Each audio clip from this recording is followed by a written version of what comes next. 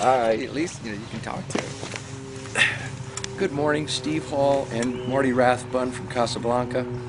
Steve's down here. He just completed his knots program New OT5 is everything it's cracked up to be. after what, 20 some? How many years since OT4? Well, I waited 23 years to take my next step on the bridge after I kind of got up in the level of ant.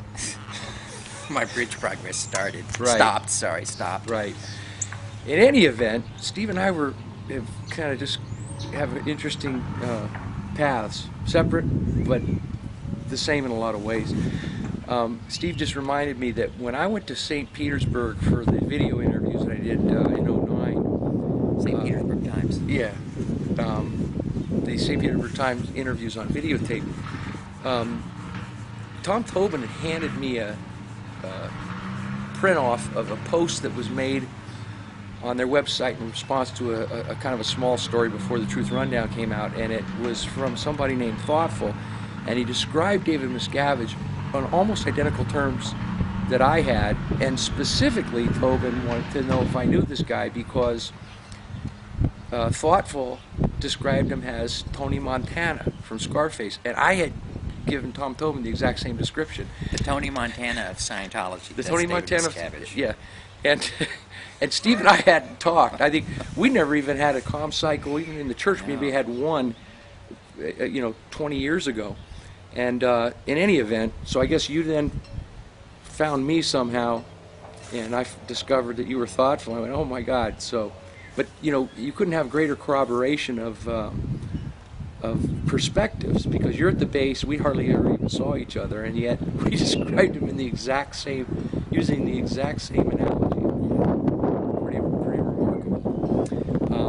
In any event, we got a lot of things we could talk about. I mean, we got the other interesting parallel is when Steve did get a hold of me. This was just shortly after I'd put up my one-page webpage, and I was unaware of Scientology-cult.com, which Steve had going on for some time.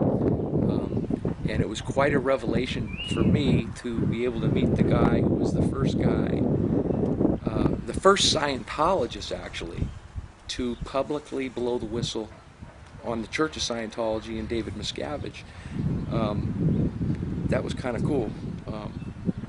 We kind of compared notes and found out we took very similar paths and had come to the same conclusion, and we're doing the same thing. And I was, it was really heartening to find that somebody was already out there doing it. Yeah, it was funny because we each independently came to the same conclusion on what needed to be done.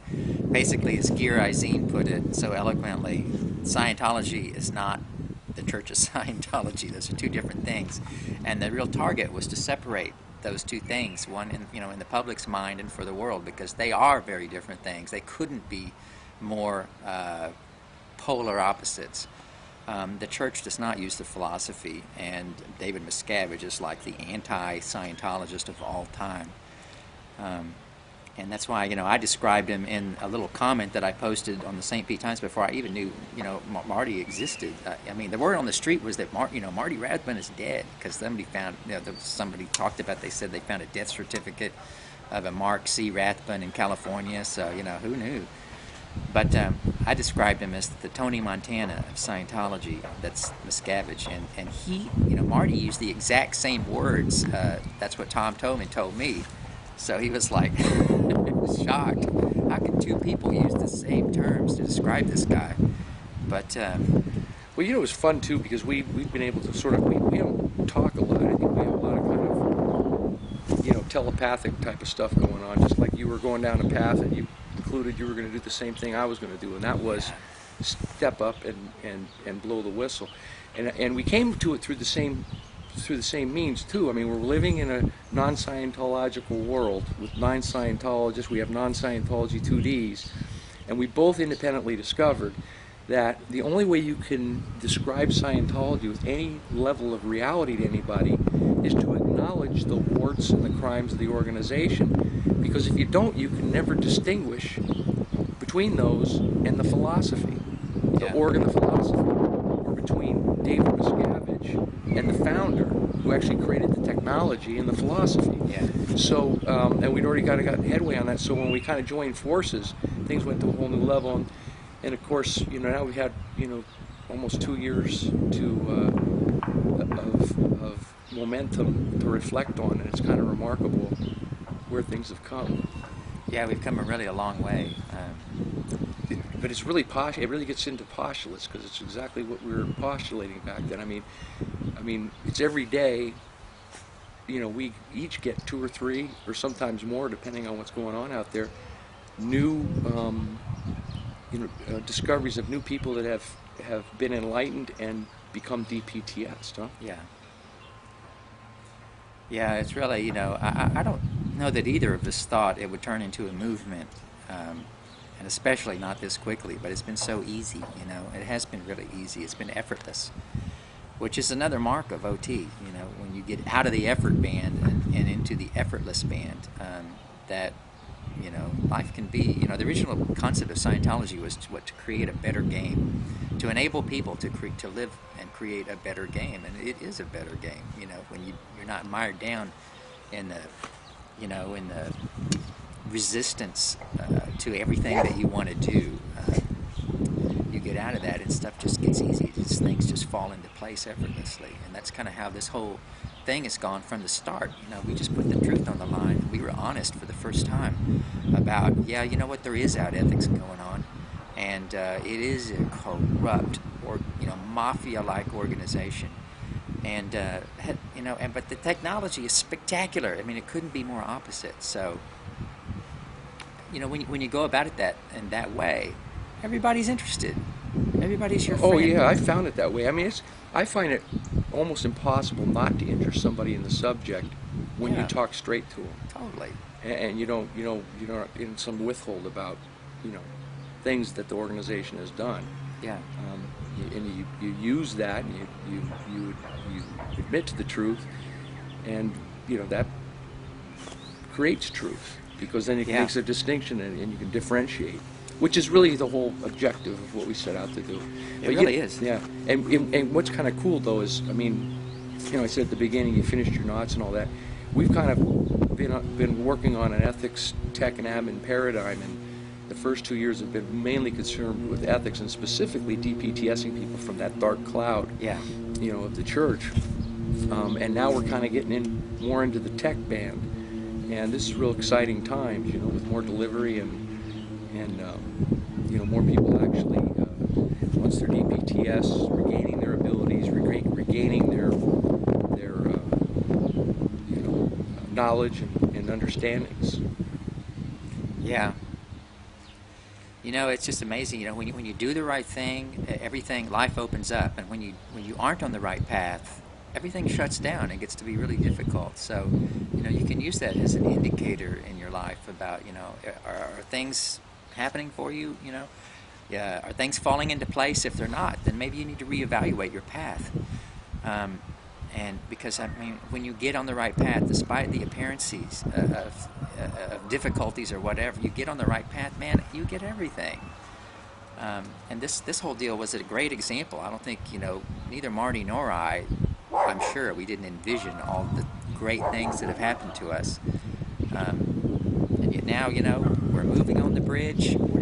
We got friends. We got a social network again. We've got Scientologists. We've kind of restored the name of Scientology to a large extent. We found a path by which, we don't have to be a part of a cult anymore.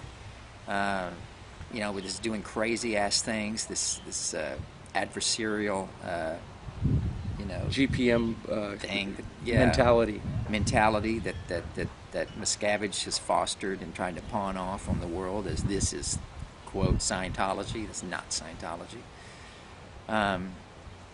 So yeah, it's been a remarkable, I guess, what, year? 2 years? 2 years. 2 years. Yeah, and I guess the other thing is that Steve, you were telling me you're going to be expanding on your web work. Scientology-cult.com has done tremendous amount of good in being the clearinghouse, the library, for independence and helping people DPTS and get back on their feet. We get that differentiation done. And now now that we are sort of going more into a tech phase, you're going to be doing some stuff to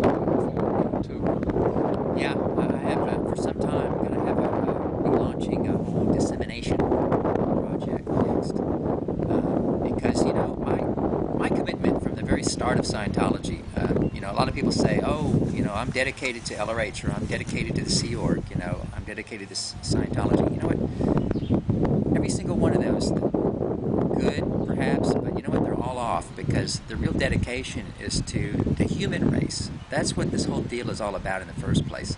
That's why LRH did what he did. Is he was dedicated to the human race. Okay, so that is who everybody should be dedicated to, because if we're not dedicated to that, then we don't have anything. Okay, because you can't go off and live by yourself on a cloud somewhere if you don't have any friends and you don't have any people. I mean, the whole thing is about helping the human race, helping other people to play a better game, to improve their condition at will, and to do have the type of life that they want instead of a type of life that they don't want.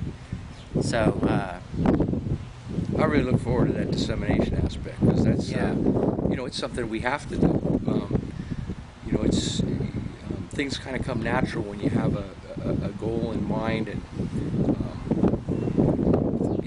things, hats arise, needs arise, and that's definitely a need, because the Church of Scientology is so dead age in it itself that nothing that comes out is looked at seriously or credibly. Yeah. And so it's going to be really cool when you get into that phase. I really look forward to it. Be my pleasure. Cool. We'll take a break. Sure. All right.